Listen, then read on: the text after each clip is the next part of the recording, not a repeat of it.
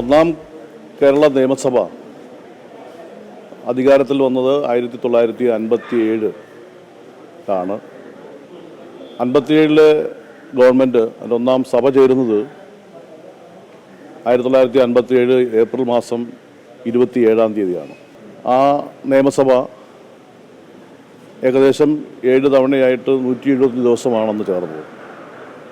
എന്നാൽ 1959 ജൂലൈ മാസം 31 ആദ്യ കേരള നിയമസഭ കേന്ദ്ര ഗവൺമെൻറ് പിരിച്ചുവിട്ടിരുന്നു. എന്നാൽ അതിനുശേഷം നിയമസഭാ ദിനത്തെ സംബന്ധിച്ച് ആലോചിച്ചപ്പോൾ ആദ്യ നിയമസഭ ചേർന്ന 1957 ഏപ്രിൽ മാസം 27 നിയമസഭാ ദിനമായി ആചരിക്കണമെന്ന് തീരുമാനിച്ചതിൻ്റെ അടിസ്ഥാനത്തിലാണ് എല്ലാ വർഷവും ഏപ്രിൽ മാസം 27 നിയമസഭാ ദിനമായി ആചരിക്കുന്നത്. ജനാധിപത്യത്തിൽ ഏറ്റവും ഫലപ്രദമായി ഇടപെടാൻ കഴിയുന്ന വേദിയാണ് നിയമസഭ. ജനങ്ങളുടെ പ്രശ്നങ്ങൾ ചർച്ച ചെയ്യാനും അവ ഫലപ്രദമായി നടപ്പാക്കാനും എല്ലാ നിയമസഭാ അംഗങ്ങളും അതിലിടപെട്ടുകൊണ്ട് ആ വിഷയങ്ങളിൽ ഗൗരവപൂർവമായി ചർച്ച ചെയ്തുകൊണ്ട് നിയമം പാസ്സാക്കുക എന്നുള്ളതാണ് നിയമസഭയുടെ കടമയും കർത്തവ്യവും.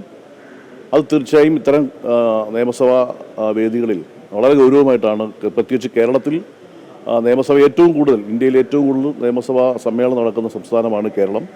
അത് വളരെ ഗൗരവമായിട്ടാണ് ഇവിടെ നടക്കുന്നത്. തീർച്ചയായിട്ടും ഇപ്പോൾ നമ്മൾ ഈ നിയമസഭാ ദിനം ചേരുന്ന ദിവസം കേരളത്തിൽ കഴിഞ്ഞ ദിവസം തെരഞ്ഞെടുപ്പ് നടന്നതിന് ശേഷമുള്ള ദിവസമാണ് ഇത്തവണ നിയമസഭാ ദിനമായി ആചരിക്കുന്നത്. ജനാധിപത്യത്തെ സംരക്ഷിക്കാനും ഭരണഘടനയെ സംരക്ഷിക്കാനും കഴിയുന്ന തരത്തിലേക്ക് നമ്മുടെ ഈ ജനപ്രതിനിധികളുടെ വേദി മാറണമെന്നുള്ളതാണ് എനിക്ക് ഇതുമായി ബന്ധപ്പെട്ട് സൂചിപ്പിക്കാറുള്ളത്.